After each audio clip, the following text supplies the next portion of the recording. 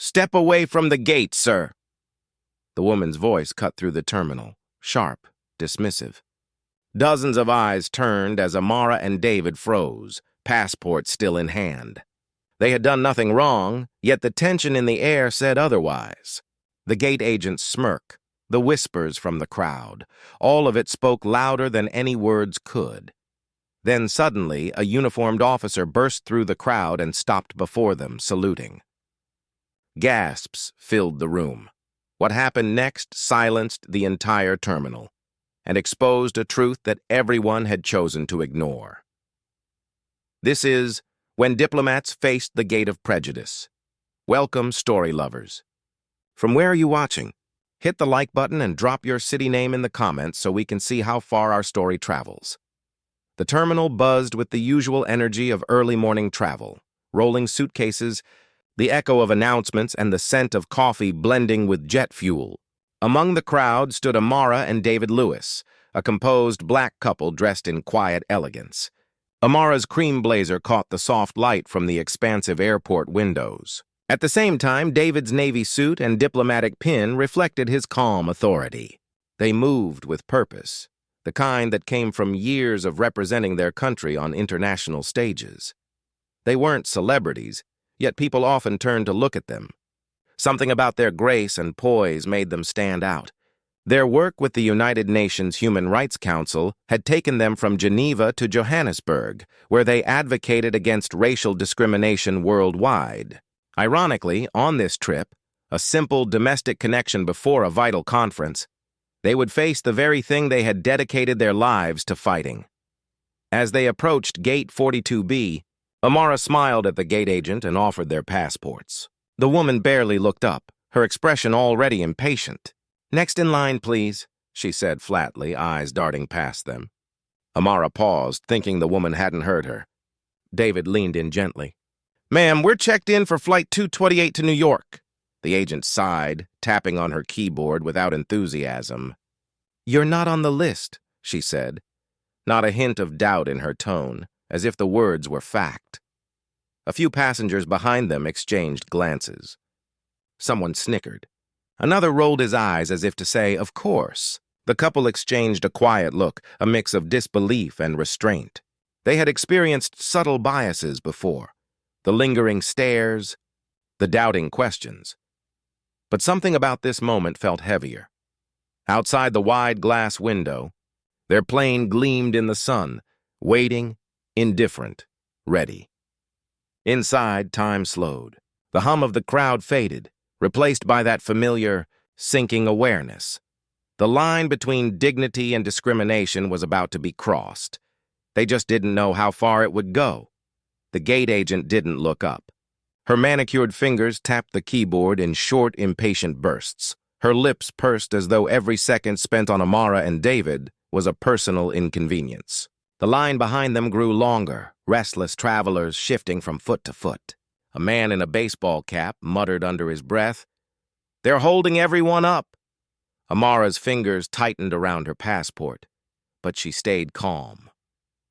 Years of diplomacy had taught her restraint, to meet arrogance with composure. "Could you please check again?" she asked softly, offering a patient smile. "Our confirmation number should be—" "I said you're not on the list," the agent interrupted, tone sharpened by the kind of certainty that comes not from fact, but from prejudice. "Maybe you're at the wrong gate." David inhaled slowly, his jaw tightening. "This is Gate 42B, he said evenly, holding out their printed itinerary. "Flight 228 business class." Her eyes flicked briefly to the paper, then back to them. "That's strange," she said, her voice dripping with sarcasm. "You booked business class?" The way she told you lingered in the air. Small, but heavy enough to draw silent attention from nearby passengers. Someone chuckled behind them. Another murmured, "Guess they thought they could just walk in." Amara felt heat rising in her chest, but she steadied herself. The whispers, the glances, they were familiar echoes of a world that still doubted who deserved to belong. She had spent her career writing policies against discrimination, sitting in rooms where people debated her existence like an abstract concept. But here, in this ordinary terminal, it was no longer theory. It was personal. The agent crossed her arms. "I'll need to ask security to verify," she said, her voice louder now, performative, calculated. She pressed a button on her phone, summoning attention that was unnecessary but intentional. A few heads turned. A mother pulled her child closer. "Is there a problem here?" A man in a bright yellow vest asked, approaching from the desk. The agent gave a pointed glance toward the couple. "They're insisting they're on the manifest, but I can't find them anywhere. No record, no boarding passes. They seem confused. The word hung in the air like a quiet insult. David stepped forward, calm but firm. "We're not confused," he said. "We've already checked in online. Here are our digital boarding passes." He held up his phone, showing the screen. The agent barely looked. "Could be fake," she muttered. "We've had that before." The crowd was watching now, some openly entertained, others awkwardly silent. A man near the window whispered to his companion, "Always some kind of drama." Amara's throat tightened. She wanted to speak, to defend, to explain, to push back. But experience had taught her that anger only confirmed the narrative others were waiting to see. So she stood still, chin lifted, eyes steady. The agent leaned toward the security staffer, lowering her voice but not enough to hide her words. "You might want to double-check them. They're saying something about the UN. People make things up." David exhaled slowly, his patience thinning. The irony was cruel. They were on their way to present a report on systemic racial bias in international travel. And now here they were, a living, breathing example. The minutes dragged. Passengers began to board, scanning their passes with cheerful beeps that sounded almost mocking. Amara and David remained at the counter, their presence now an obstacle in the gate agent's performance of authority. Finally, the security officer gestured for them to step aside. "Let's just sort this out over here," he said, motioning toward a quiet corner. They obeyed, dignified but humiliated. As they moved away, whispers trailed behind. Curiosity, judgment, pity. Amara caught her reflection in the glass, composed, yet beneath that calm, a quiet storm. What she didn't know was that, in less than a minute, everything would change. Someone was already on their way, and their arrival would silence the entire terminal. The tension at Gate 42B had reached its breaking point. Amara and David stood off to the side, silent under the fluorescent lights, watched like suspects instead of passengers. The agent chatted easily with another traveler, laughing now, her earlier irritation replaced with smug satisfaction. David checked his watch. Their flight was already boarding. It was on the final call, then a sudden commotion. A uniformed officer rushed through the crowd, his stride purposeful, his eyes scanning until they landed on the couple. Gasps rippled as he stopped abruptly in front of them and snapped to attention.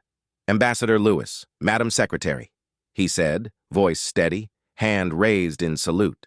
The gate agent froze mid-sentence. The crowd fell silent. "Apologies for the delay," the officer continued. "Your credentials were verified at the diplomatic desk. The aircraft has been instructed to wait. Please follow me." The agent's face drained of color. Her mouth opened slightly as if to speak, but no sound came. The whispers around her had shifted now, tinged not with amusement but with shame. Amara met the woman's gaze. There was no anger in her eyes, only disappointment. The kind that said you revealed more than you realized. They walked past the stunned onlookers, through the gate, escorted with respect that had been theirs all along. Behind them, the terminal buzzed again. But the laughter was gone. For everyone who had witnessed that moment, something quiet and uncomfortable lingered. Racism had just unmasked itself in public view. Dear audience, where are you watching from? Drop your city name in the comments. The flight to New York was initially silent. Amara stared out the window, watching clouds roll by, her reflection faint against the glass. David sat beside her, hands clasped, mind replaying every second of that scene at the gate, the tone, the smirks, the disbelief. They'd both faced prejudice before, but never so openly, never so casually, and never from someone whose only job was to help them board a plane. A few rows back, The same passengers who had smirked earlier now whispered quietly, their faces a mix of guilt and discomfort. The atmosphere had changed, the kind of silence that follows when a mirror is held too close to the eye. When they landed, Amara and David went straight to the United Nations Human Rights Council, where they were scheduled to present their new report. Invisible Barriers, Everyday Bias in Global Mobility. As they stood before diplomats and journalists, their voices steady, the irony was undeniable. The story they had planned to tell had just written itself hours before. "We often talk about racism as if it's distant," Amara said to the audience, "but it doesn't always wear a uniform. Sometimes it stands behind a counter, smiling, deciding who belongs and who doesn't." Her words hung in the air, echoing far beyond the conference walls. By evening, footage of the airport scene, recorded discreetly by a bystander, spread online. It wasn't a headline about diplomats or officials. It was a headline about truth, about how bias, even in small moments, can expose an entire system's failure. They hadn't sought revenge. They didn't need to. The world had already seen. And as Amara looked into the cameras that night, she asked the question that would define their message. How many more times must dignity be mistaken for defiance before we finally learn? Thanks for watching. Subscribe for more powerful, true-inspired stories that matter.